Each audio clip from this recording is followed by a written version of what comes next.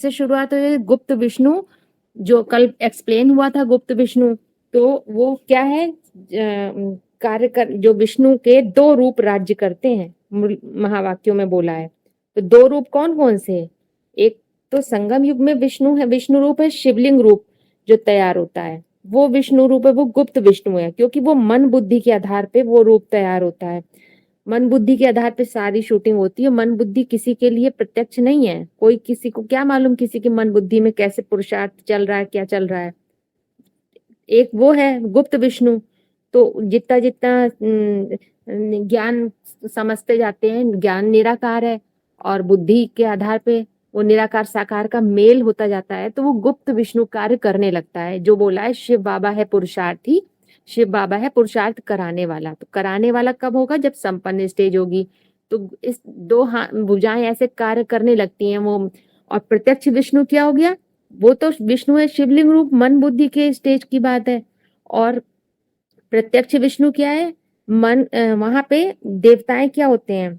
वहां लक्ष्मी नारायण देवी देवता बताया। देवताएं क्या होते हैं? वो बुद्धि नहीं चलाते हैं। तो वहां पे बुद्धि चलाने की दरकार नहीं है। वहां पे मन मन भी चलाने की दरकार नहीं, मन एकाग्र है। और लेकिन ज्ञानेंद्रिय, मन और ज्ञानेंद्रिय का कॉम्बिनेशन है, ये प्रत्यक्ष है। क्योंकि बुद्धि तो आप अव्यक्त है, बुद्धि को कोई समझ ही नहीं सकता। और मन में जो मन एकाग्र मन है और ज्ञान ज्ञानेंद्रियों के आधार पे ज्ञानेंद्रियों में समा गया, तो वो थोड़ी प्रत्यक्षता होने लगती है ना। यहाँ पे तो कर्मेंद्रियों वाले कर्म की बात नहीं है, ज्ञानेंद्रियों की बात है। तो वो प्रत्यक्ष विष्णु हो जाता है वहां पे। तो बेहद का 76 सबका अपना अपना है। जब छी की अति होती है तभी तो पुरानी दुनिया कलयुग का अंत उस बीज रूप आत्मा के लिए होता है। और फिर वहां से अंतर्मुक्ता शुरू होती है, तो गुप्त विष्णु का कार्य शुरू होता है। वो शिवलिंग रूप एक दिन में थोड़ी बनता है। लक्ष्मी नारायण के चित्र पे पहुंचिए। वहां आप लोग ने क्या देखा? दो चीजें हैं, त्रिमूर्ति ऊपर दिखाया है और नीचे लक्ष्मी नारायण को दिखाया है। तो जब त्रिमूर्ति दिखा रहे हैं तो यानी कि तीन मूर्तियां काम करती हैं। वहां अलंकार को धारण करने का करे नहीं गए, वहां उनका कॉन्सेप्ट पता है, ऐसा होता है तो ऐसा होता है। तो वो अंतरिमूर्ति अंदर की बात हो गई, वो गुप्त चीज है। और जैसे ही वो प्रत्यक्ष होती है तो लक्ष्मी नारायण को जो वस्त्र दिखाया है, वो वस्त्र क्या है? उसका देवभान रूपी वस्त्र है। तो वो अलंकृत हो ही गए। जो मेल वर्जन और फीमेल वर्जन है वो अलंकृत हो गए। वहां धारण करना पड़ रहा है क्योंकि अभी प्रोसेस चल रही है। त्रिमूर्ति रास्ता है। त्रिमूर्ति सतयुग में नहीं होती, त्रिमूर्ति रास्ता है। और सत्य के युग में वही जो अलंकार जो समझे थे, जिन बातों का कॉन्सेप्ट समझा होता है, वो उससे आत्मा शोभायमान हो जाती है, अलंकृत हो जाती है। इसीलिए उनको वस्त्र दिखाए हैं, देवभान रूपी वस्त्र है उनको। अच्छा, जो विष्णु से विष्णु की नाभि से ब्रह्मा निकला, तो यानी कि जो बेहद का 76 है, तो वो आदि विष्णु के स्टेज पर ही मतलब अपने सत्य का, अपने पर्टिकुलर सत्य का पता चलता है कि मैं कौन हूँ और मुझे करना क्या है। उसी के आधार पे निश्चय बैठ जाता है, तो वो ब्रह्मा का कार्य वहां से शुरू हो जाता है। मतलब जैसे ब्रह्मा को दिखाया ना कि निश्चय बैठ गया तो उन्होंने सब कुछ छोड़ दिया, उनको वैराग आ गया। तो वैसे ही हम सबके ऊपर भी ये बात लागू होती है हमारे सत्य के आधार पे। जब हमको हमारा सत्य पता चल जाएगा तो फिर वो ब्रह्मावादी, वही ब्रह्मा के लिए वजह से बताया वैराग वृत्ति आ जाना। प्रजापिता ब्रह्मा अर्जुन यानी कि वो फिर अपने ही उसी सत्य के अनुसार ज्ञान का अर्जन करना शुरू कर देता है। सत्य पहले ही आ गया, सब समझ में आ गया, तो फिर किस चीज से ज्ञान का अर्जन करना? नहीं, 76 जो बेहद का 76 है ना, जैसे कि अभी बताया कि तुरंत तो कोई बात अपना सत्य नहीं पता चल जाता है ना। तो जो आदि विष्णु बताया है उसके आधार पे जब मनन चिंतन चलता है तभी तो अपने सत्य का पता चलेगा। और सत्य के आधार पे ही वो वैराग वृत्ति आ जाना, यानी कि जो प्रजापिता ब्रह्मा अर्जुन है उस सत्य के आधार पे ही तो ज्ञान अर्जन करना शुरू करेंगे। एक बात बताइए, बिन वैराग न होत विवेका। विवेक तो बिना वैराग्य के तो विवेक हो ही नहीं सकता। तो वैराग्य तो बेसिक चीज है, वो तो होना ही होना है। वो नहीं है तो जैसे विपरीत वैराग का मतलब विपरीत राग। अब इधर से राग नहीं, उधर से राग। क्योंकि ये बात तो जब तक 76 तभी तक नहीं आया है जब तक वैराग्य है नहीं। वैराग्य के बिना तो विवेक जागृत ही नहीं होता। ज्ञान मिलना एक अलग चीज है, जानकारी मिलना एक अलग चीज है, परंतु वो समझ बन जाए उसके बीच की एक प्रोसेस है। वो समझ बनना ही मुख्य चीज है। जानकारी तो बहुत सारी मिल जाती है, परंतु उसको समझ कब बनी। आग का पता है कि आग से हाथ जलता है, परंतु समझ तब है जब हम हाथ ना डालें। तो वैराग्य तो वहीं से शुरू हो गया। दो बातों में अंतर है। विवेक नहीं जागृत हो सकता क्योंकि पहला स्टेप ही वैराग्य। क्यों? क्योंकि आत्मा समझ लिया। आत्मा जान नहीं लिया, समझ लिया।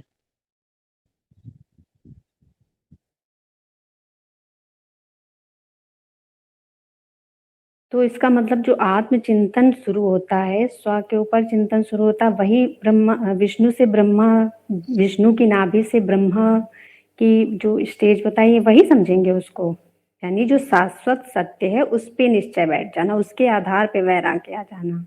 हाँ, क्योंकि जो आप बता रही पर्टिकुलर सत्य, तो वो तो बेहद के 17 में पता चलता है, और बेहद का 76 से तो अर्जुन का व्यक्तित्व कार्य करने लगता है, मुकर्रर रथ पे निश्चय बैठ जाता है, तो शाश्वत सत्य के आधार पे वहां पे भी तो निराकार और साकार का मेल शुरू हो जाता है, प्रश्न उत्तर शुरू हो जाते हैं, ज्ञान को समझ बनाना शुरू कर देते हैं ना। जैसे जैसे प्रश्न उत्तर करते जाते हैं वो आंसर मिलते जाते हैं, तो वो विपरीत दिशा में मुड़ गए ना, अंतर्मुखता की ओर। शाश्वत सत्य को आधार बनाकर ही प्रश्न उत्तर कर रहे हैं और समझ रहे हैं। ठीक, ये बात क्लियर हो रही है अब। ठीक, इसीलिए 76 को ही बाप का प्रत्यक्षता वर्ष मनाया गया है। बीज की प्रत्यक्षता किसको, किसी और को नहीं होती है, पहले पहले खुद को ही होती है। अपने बीज रूप आत्मा होने का आभास हो जाए, मैं आत्मा हूँ। क्योंकि आत्मा तो सभी होते हैं, परंतु उनको आत्मा होने का बोध नहीं होता। जिनको बोध है वही तो अपने अंदर की परिष्करण की व्यवस्था करेंगे। जिनको बोध ही नहीं है, वो जैसे कि एक ड्रामा के अंदर पत्ता जैसे होता है ना, पत्ता हवा चली तो उधर, हवा चली तो उधर, ऐसे जीता है, परंतु वहां विवेक नहीं होता। परंतु बीज के अंदर विवेक होता है, क्योंकि वो समय स्थान वायुमंडल के अनुसार नहीं चलता। वो किसके अनुसार चलता है? श्रीमत के अनुसार चलता है।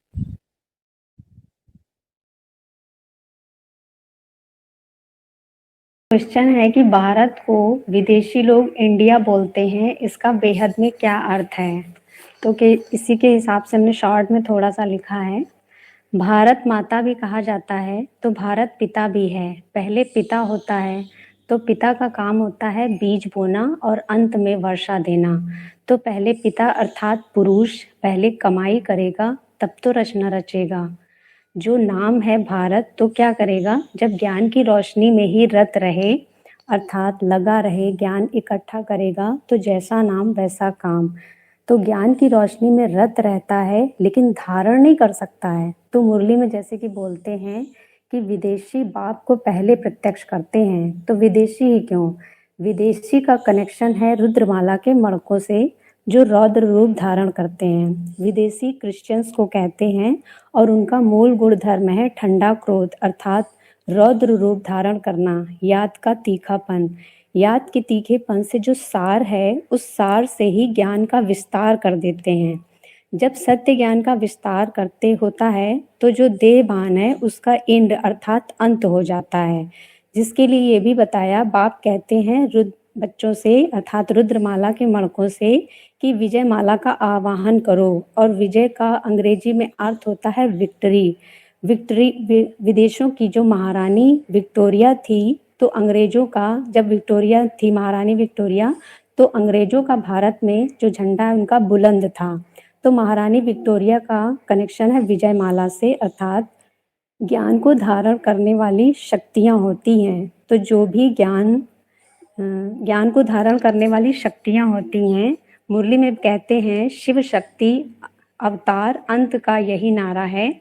तो जब धारणा शक्ति होगी तभी तो परिवर्तन होगा, क्योंकि सुनने सुनाने समझने समझाने से परिवर्तन नहीं होता है। जब ज्ञान को धारण करेंगे और कराएंगे तभी परिवर्तन होगा, तभी विजय हासिल होती है। वो इंडिया और भारत की बात है कि भारत का ही नाम क्यों बदला गया, इस बात का क्या अर्थ है, और किसी देश का नहीं बदला गया, यानी वो हो गया स्थान।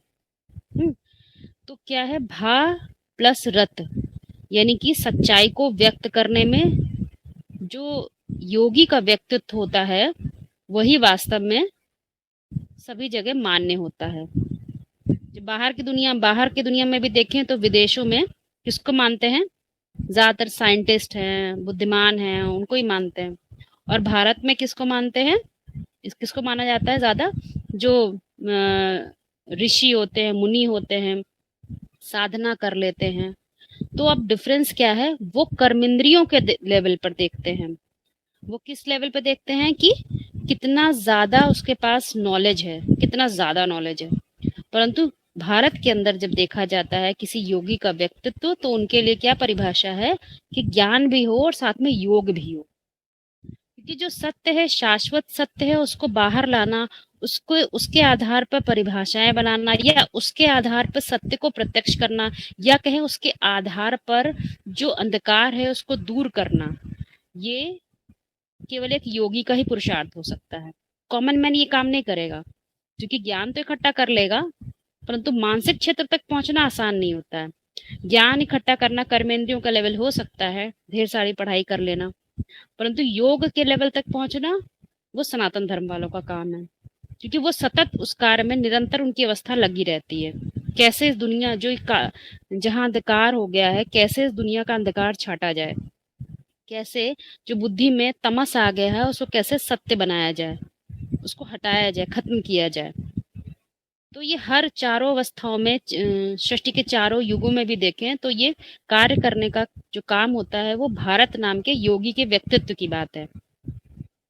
तो अब दूसरी बात है, इंडिया नाम क्या रख दिया, भारत से क्या हो गया, इंडिया हो गया। तो इंडिया जब आता है तो वो चौथी अवस्था में नाम पड़ता है। 4 अवस्थाएं हैं, तो चौथी अवस्था में क्या बताया है महावाक्यों में कि विस्तार हो जाता है। किस चीज का विस्तार हो जाता है, सार का विस्तार हो जाता है। यानी सार कब था, पहली अवस्था में। सतो प्रधान अवस्था में सार को ही महत्व देते हैं, प्रधान अवस्था होती है। फिर उसमें कुछ न कुछ सामान्यता हो जाती है, प्रधान रूप से कार्य नहीं करता, तो जब सामान्य हो गया तो कहेंगे सतो सामान्य। और फिर प्रकृति की परिभाषाएं मिल गई तो रज, विस्तार तो रजो प्रधान अवस्था ही से शुरू हो जाता है, लेकिन कहाँ तक पहुंचता है, अंग्रेज क्यों बताया, क्योंकि वो किसी चीज की भी, किसी भी कॉन्सेप्ट के, किसी भी उसको अति तक पहुंचा देते हैं। उदाहरण ले लेते हैं दुनिया से, जैसे मान लीजिए किसी ने शुरुआत की थी इंटरनेट की, बताया कि ऐसे ऐसे इंटरनेट चलता है, कॉमन बात है, उसके कॉन्सेप्ट को समझ लिया, बता दिया ये कॉन्सेप्ट है, लेकिन उसके इतने विस्तार को कौन लाया, उसको भारतवासी तो इतना ना विस्तार कर पाए, बल्कि विदेशों से इसका विस्तार बहुत हुआ।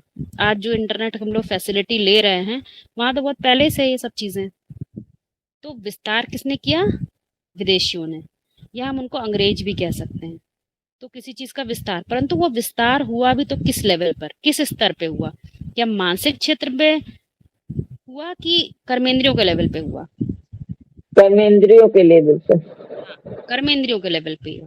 तो कर्मेंद्रियों के लेवल पे किसी चीज की अति करी जाएगी तो एक दिन अंत नहीं आएगा क्या,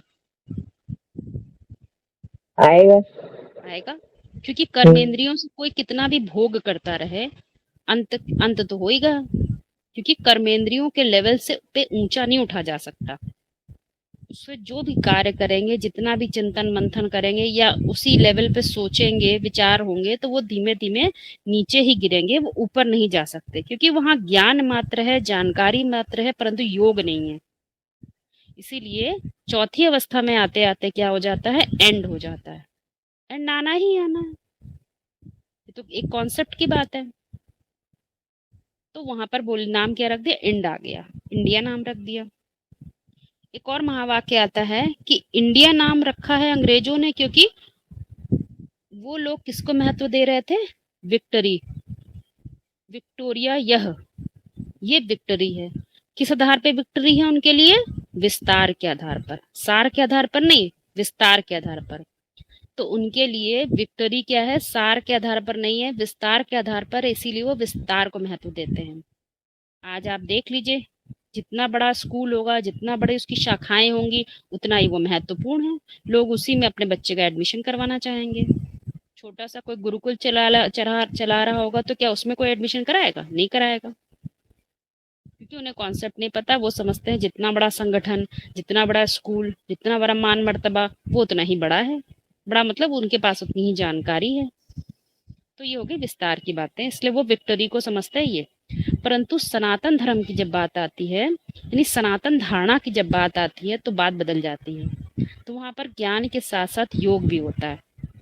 योग हमेशा ऊपर ले जाता है, और ऊपर ले जाता है, और साथ साथ जितनी भी जानकारी है उसको तुरंत नीचे नहीं आने देता, क्योंकि वो मनसा क्षेत्र की बात है। कोई बात जब मानसिक क्षेत्र तक पहुंच जाती है, उसको समझ, आध्यात्म समझ का विषय है। जब वो समझ आ जाता है तो वहां पर वो ठहराव आ जाता है। वो जब भी ड्रामा में भी रोल प्ले करेगा, बहुत धीमे धीमे उसकी स्थिति नीचे गिरेगी। आज का प्राप्त किया आज ही नहीं खत्म हो जाएगा। इसीलिए महावाक्यों में बताया है कि जो सतत रूप से सत्य को बुद्धि में धारण करते हैं, ऐसी सनातन धारणा वाले पुरुषार्थी जो होंगे, उनकी क्या बताएं, उनके लिए क्या विक्ट्री है? उनके लिए विक्ट्री है शिव शक्ति अवतार। वो उसको महत्व देते हैं। हाँ, भारत को विदेशी लोग इंडिया कहते हैं। पहले कुछ महावाक्यों को बताते हैं जो बताया गया। वार्तालाप का पॉइंट है, भारत सबसे पुराना शब्द है, फिर हिंदुस्तान, और सबसे नया है इंडिया। तो भारत पुराना क्यों है? क्योंकि बताया गया शब्द के अर्थ होते हैं, तो भारत इसलिए पुराना है। आज से 2500 साल पहले शास्त्र बने, फिर चित्र बनाए गए अजंता एलोरा की गुफाओं में। उन चित्रों ने, शास्त्रों ने अंधकार पैदा कर दिया भारत में, दुनिया में, और ईश्वर के बारे में, आत्मा के बारे में अंधकार बना दिया। वास्तव में ये नाम द्वापर के आदि में नहीं पढ़ सकते थे, नहीं कह सकते थे, क्योंकि त्रेता और सतयुग में तो सुख होता है, वहां देवताएं बुद्धू होते हैं। लेकिन उन्हें अज्ञानी नहीं कह सकते हैं, क्योंकि आत्मिक स्थिति में रमण करते थे। इसीलिए भारत शब्द न कलयुग का है, न द्वापर का, न त्रेता, न सतयुग, बल्कि सतयुग से भी पहले कलयुग और सतयुग के बीच का जो समय था, संगम युग, उस टाइम पर जो सदैव ज्योतिर्मय है, कभी अंधकार में नहीं आता है, वो ज्योतिपुंज शिव संगम में आकर मनुष्य सृष्टि पर ज्ञान की रोशनी फैलाता है। उस रोशनी को कहा जाता है भा, माने ज्ञान की रोशनी में जो लगातार रहा है अपने ब्राह्मणत्व के जीवन में, इसीलिए इसका नाम भारत हो गया। फिर दूसरी एक है कि हिंदुस्तान, इंडिया और भारत। हिंदुस्तान तो बता दिया गया, और एक और ये जो अभी वो वाली जो हमने भेजी है पोस्ट, भारत को अंग्रेजी में इंडिया, हिंदी में हिंदुस्तान, और हिंदी या उर्दू में हिंदुस्तान, हिंदी में तो भारत ही नाम है। और फिर ऐसे बोला है, अंग्रेजी में इंडिया नाम कहते हैं, जब अंग्रेज आते हैं तो एंड कर देते हैं, इसलिए इंडिया गेट यादगार है। और संगम युग में भारत माता प्रत्यक्ष होती है, तो अव्यक्तवाणी में बोला है भारत माता शिव शक्ति अवतार। ये पूरा है। एक आध और पोस्ट भी है। तो आप पहले तो ये समझते हैं भारत क्या है। मुरली महावाक्य है, भारत व्यक्ति भी है, स्थान भी है, व्यक्तित्व भी है। गीता में भी गृहस्थी अर्जुन को क्या बोला गया? उत्तिष्ठ भारत। अब ये कोई स्थूल भारत देश के लिए तो नहीं बोला गया है, तो उत्तिष्ठ भारत किसके लिए बोला है? उस भारत चरित्र के लिए बोला है, जो हमारे सनातनी परंपरा में मन बुद्धि रूपी आत्मा जो निरंतर सत्य के प्रकाश में, ज्ञान प्रकाश में रत रहने वाली थी, उस सत्य की हस्ती गिर गई थी। तो इसीलिए खास गृहस्थियों में, इसीलिए उसे उठाने के लिए ही गीता ज्ञान दाता देता है, और उसी को कहा है, उस खुदी को उठाने का नाम उसी को कहा है उत्तिष्ठ भारत। तो भारत को विदेशी लोग इंडिया कहते हैं, माना नाम पढ़ते हैं काम के आधार पर। असली काम होता है संगम युग में, ट्रांसफॉर्मेशन पीरियड में, जब आत्मा और परमात्मा का मेल यानी संगम होता है, तब परमात्मा स्मृति के आधार पर परम पाठ की पहचान होती है। तो ज्ञान की रोशनी में वे निरंतर रत रहते हैं। जैसे जैसे स्थिति नीचे गिरती जाती है वैसे वैसे पार्ट भी बदलते जाते हैं। तो तामसी युग में जिसकी विस्मृति हो जाने पर वो राज भूल जाते हैं, काम को ही भूल जाते हैं, तो क्वेश्चन उठाते हैं कि भारत का नाम हिंदुस्तान और इंडिया क्यों पड़ा, किसने डाला। जैसे आज क्वेश्चन उठाया जा रहा है ना कि ऐसे नाम क्यों डाला गया, अंग्रेजों ने डाला, तो क्यों डाला ये नहीं मालूम है, कारण नहीं मालूम है कि क्यों डाला गया, जबकि इसका जिम्मेवार कोई और नहीं है। ये बीज रूप आत्माओं की क्रमशः नीचे उतरने की स्थिति है, जिसके आधार पर जैसा काम किया गया वैसा नाम पड़ता गया। भारत सबसे पुराना शब्द है, माना संगम युग की यादगार, जहां से सतयुग का आदि होता है, जब ज्ञान प्रकाश की रोशनी में रत रहने की निरंतरता थी, उस समय की यादगार है भारत। उसके बाद है हिंदुस्तान, जो मुसलमानों ने नाम दिया। जब सत्य के आधार पर ज्ञान प्रकाश में निरंतर रत रहने वाली स्टेज थी, शाश्वत सत्य के आधार पर, तो मन बुद्धि रूपी आत्मा की, तो वो था पुराने से पुराना भारत, जिसमें साकार और निराकार का मेल हो रहा था, जिसे शास्त्रों में अर्जुन भी कहा है। अर्जुन को भारत भी कहकर संबोधित किया गया है। ज्ञान का मनन चिंतन मंथन शुरू होता है तो पहले पहले बेसिक स्टेज में ज्ञान उठाया, अधोमुखी स्टेज में, तो उस आधार पे मंथन चलता है। तब क्या होता है कि हठ योगी की शूटिंग करते हैं। हद में प्योरिटी को धारण करना, सफेद कपड़े, हद में अमृत वेला, उससे क्या होता है, अहंकार चढ़ता है। तो समझते हैं ऐसा करके हम हिंसा को दूर कर रहे हैं, हिंदू हैं। उस समय सच्ची पवित्रता की परिभाषा नहीं पता थी, तो सन्यासियों वाली झूठी पवित्रता को धारण करने का अहंकार चढ़ जाता था कि हम करने वाले हैं। लेकिन प्रवृत्ति में रहकर मन बुद्धि के आधार पर पवित्रता को धारण किया जा सकता है, इस बात की अज्ञानता थी। और इसमें बताया गया द्वैतवादी युग में नाम पड़ता है हिंदुस्तान। तो द्वैतवाद कब से शुरू होता है, जब बेहद का द्वैतवाद शुरू होता है शूटिंग पीरियड में, अर्जुन की स्टेज ऑफ माइंड से। अर्जुन की जब तक स्टेज ऑफ माइंड नहीं थी तब तो बीच में खड़े नहीं थे मैदान के, तो दोनों तरफ का नहीं देख पा रहे थे। और जब अर्जुन की स्टेज आती है बेहद का 76, उस समय मैदान के बीच में आ जाते हैं, तो आत्मभाव और देह भान वाली प्रकृति अलग अलग दिखने लगती है, सत्य और असत्य में अंतर पता लगने लगता है। तो जैसे कि हिंदुस्तान पाकिस्तान का बंटवारा हो जाता है, माना दोनों प्रकृति अलग अलग दिखाई देने लगती हैं। जब शाश्वत सत्य को स्वीकार कर लिया तो उस स्टेज ऑफ माइंड से अर्जुन का व्यक्तित्व कार्य करने लगता है मुकर्रर रूप से। मैं हूं का भान हुआ, लेकिन उस समय 76 में मैं हूं ये तो इस चीज में निश्चय बैठ गया, अपने मुकर्रर व्यक्तित्व पे निश्चय बैठ गया, लेकिन मैं हूं का मेरा क्या है, मेरी मूल प्रकृति क्या है, अभी इसका नहीं पता था।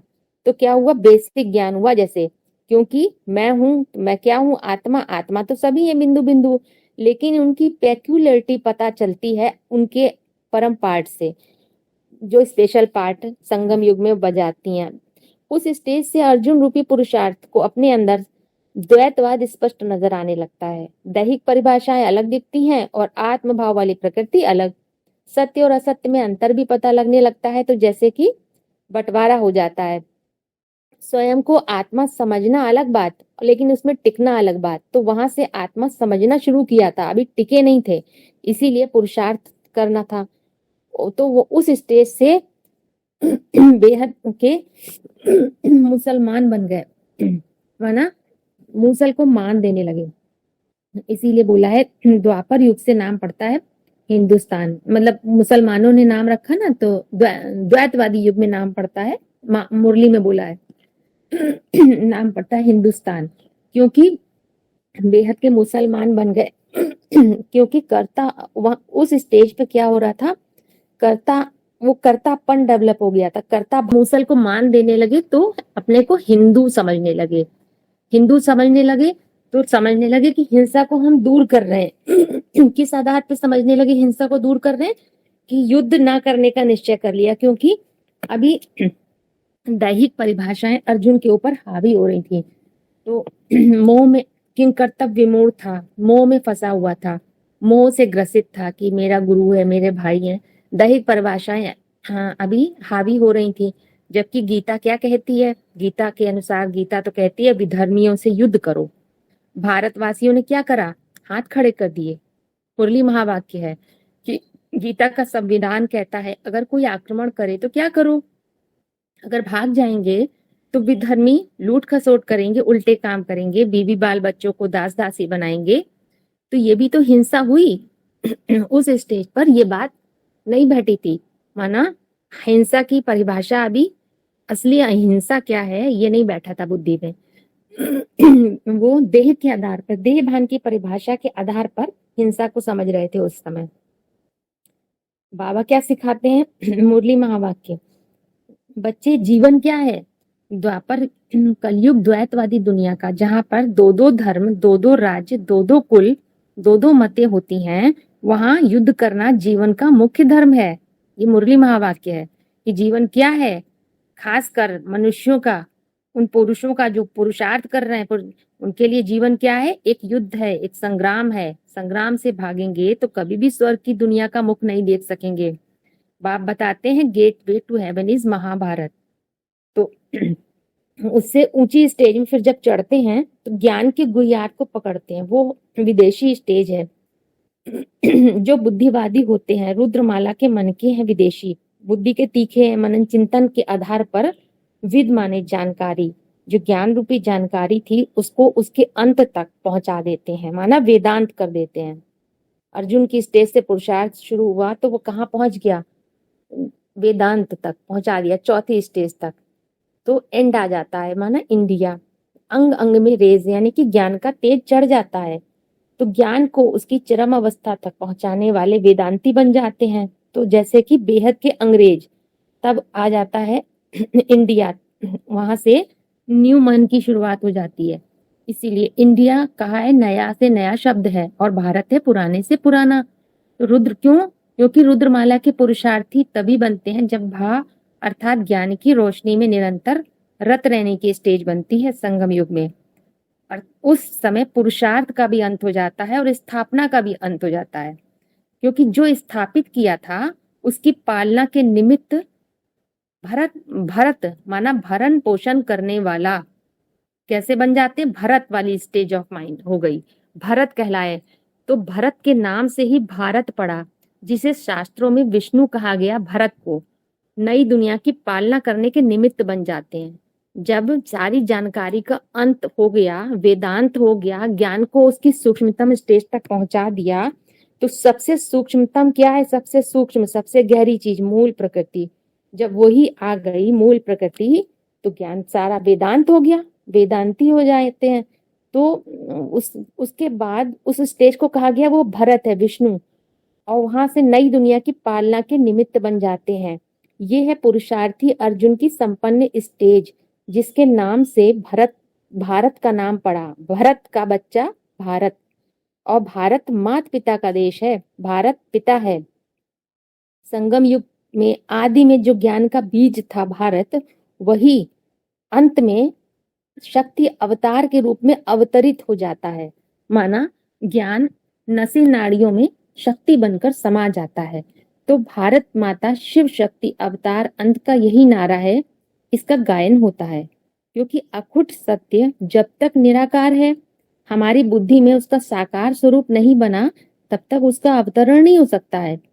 और इसीलिए शिव शक्ति अवतार, जो सत्य शक्ति के रूप में कब अवतरित होता है? शक्ति क्या है? संस्कार को भी तो शक्ति बोला गया है, फीमेल वर्जन। परंतु शक्ति तब है जब किससे अटैच हो, कहाँ से आ रही है? शिव की शक्ति कहलाती है, शिव की शक्ति। शिव माना ही परम पुरुष। जितना जितना उस परम स्थिति के कनेक्शन में है, तो वो शक्ति का रूप है। और परम स्थिति से दूर होते जाते हैं तो शक्ति क्षीण होती जाती है। तो इस तरह से भारत से इंडिया बनने की पूरी प्रोसेस है। फिर इंडिया से फिर भारत बन जाता है। ऐसे एक महावाक्य है, ऐसे ज्ञान की रोशनी में लगा रहने वाले कभी ज्ञान में भी परिपूर्ण होता है, तो बाप समान बनता है, तो निर्विष हो जाता है। उस स्वरूप का नाम पड़ता है विष्णु, विषय विकारों का नाम नहीं। उस विष्णु का दूसरा नाम है भरत, संसार का जिसने भरण पोषण सबसे अच्छा किया। उस भरत के नाम पर दुनिया का नाम, जिसे पुरानी सुर नई कहा जाता है, पड़ता है भारत। और दूसरा नाम हिंदुस्तान द्वैतवादी द्वापर युग से शुरू हुआ। उससे पहले पति पत्नी के बीच में एकता थी। कहने का तात्पर्य है कि इससे पहले शिवलिंग रूप कार्य कर रहा था, और दो वहां जब बीच द्वैतवादी युग आया तो दोनों प्रकृति अलग अलग हो गई, उनके बीच की हार्मनी खत्म हो गई, तो हिंदुस्तान पड़ गया नाम। और उससे पहले जब शिवलिंग रूप था, दोनों प्रकृति में सामंजस्य था, तो वहां पे भारत था। दो चीजें ना, भारत के हिंदू बोला ना, तो हिंदू मतलब क्या हुआ? बुद्धि में ये बात रहती है कि हम दूर करने वाले हैं, परंतु वो दूर किस लेवल पे करते हैं? वाचा और कर्मेंद्रियों के लेवल पे। पर ज्ञान इंद्रियों और आत्मा के लेवल पर, मनसा के क्षेत्र पर नहीं दूर कर पाते हैं, क्योंकि मनसा के क्षेत्र वाली बात तो केवल किसके लिए साबित होती है? जो भारतवासी होंगे, और वो भी कब? जब वो शूटिंग पीरियड में होते हैं, क्योंकि जब ब्रॉड ड्रामे में चले जाते हैं तो अवस्था क्या होती? नीचे गिरेगी। तो वहां पर ये भी डिपेंड करता है कि सभी आत्मा एक जैसे तो नहीं गिरती हैं, परंतु कुछ न कुछ होता है, कुछ न कुछ प्रभावित होंगे, क्योंकि उन्हें सनातन धर्म के यानी सनातन धारणाएं तो उन्हें बुद्धि में रहती हैं, लेकिन जब वायुमंडल चारों तरफ से, स्थान कैसा होता है, दूसरे धारणाओं से प्रभावित, देह की धर्म की धारणाओं से प्रभावित होता है, तो उससे अपने वाचा से और अपने कर्म इंद्रियों से तो रोका जा सकता है, परंतु मनसा के क्षेत्र में वो प्रभाव कर देता है। परंतु चूंकि ड्रामा में होते हैं तो वहां बुद्धि इतनी काम नहीं कर पाती है, समझ नहीं आता है इतना, तो वहां पर क्या होता है? दृष्टि वृत्ति तो प्रभावित हो जाती है, ये बात समझ नहीं पाते हैं, क्योंकि वो मनसा क्षेत्र की बात है। और जो नीचे लेवल की वाचा और कर्मेंद्रियों की बात है, वो समझते हमने उससे दूर कर लिया। तो समझते हमने हिंसा को दूर करा, किसके लेवल पर? किसके लेवल पर दूर किया? समझते हमने पूरा ही भगा दिया उनको। मूसल को मान देने वाले जो थे, या जो मुगल थे, उनको हमने पूरा भगा दिया, परंतु जो उनकी धारणाएं थी, उनके जो कर्म करने का तरीका था, उनका जो वाचा है, उसको तो पकड़ लिया, तो वो मनसा पे प्रभाव रहा। अहिंसा के लिए बताया है कि दिलों को जीतना ही वास्तव में सच्ची अहिंसा है। तो अहिंसा की परिभाषा उस समय, अहिंसा की परिभाषा कब स्पष्ट होती है? आत्मिक स्टेज में, आत्मभाव वाली प्रकृति के आधार पर अहिंसा को परम धर्म बताया गया है। बोला है अहिंसा परमो धर्म। तो इसमें दो चीजें हैं, परम धर्म। तो परम है स्थिति और धर्म माने धारणा। जब परम स्थिति है तब वास्तव में अहिंसा है। अगर स्थिति नहीं बनी है तो अहिंसा नहीं आ सकती है। स्थिति के आधार पर स्थान बनता है। ये बात उस समय भूल जाते हैं, लोअर स्टेज में ये बात याद नहीं रहती है, तो क्या कर समझते हैं? देह भान की हिंसा को हिंसा समझते हैं, और देह भान के आधार पे ही हिंसा अगर हो रही है, उसको रोक दिया तो समझते हैं अहिंसा हम कर रहे हैं, हाथ खड़े कर दिए, जैसे बाबा एग्जाम्पल देते हैं।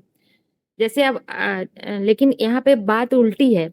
शिवलिंग जो पवित्र प्रवृत्ति का एग्जाम्पल है, तो वो कैसे है? प्रवृत्ति संग में है, उसके संग में पूरा प्रकृष्ट वृत्ति बनी हुई है, लेकिन उसमें मन बुद्धि लिम्पायमान नहीं है। प्रकृति और पुरुष का कैसा रिश्ता दिखाया गया है? प्रकृष्ट वृत्ति है, लेकिन तब भी मन बुद्धि डिटैच है, तो इसको कहेंगे अहिंसा। जैसे एग्जाम्पल दिया जाता है, 36 भोग सामने रखे हों और तब भी उसमें आसक्ति ना हो, तब तो बात है। अब ये थोड़ी जंगल में भाग गए, कि सन्यासी जैसे जंगल में छोड़ के चले जाते थे और कहते थे हमने 10 साल पालन किया, तो वो कोई वो बहादुरी थोड़ी है।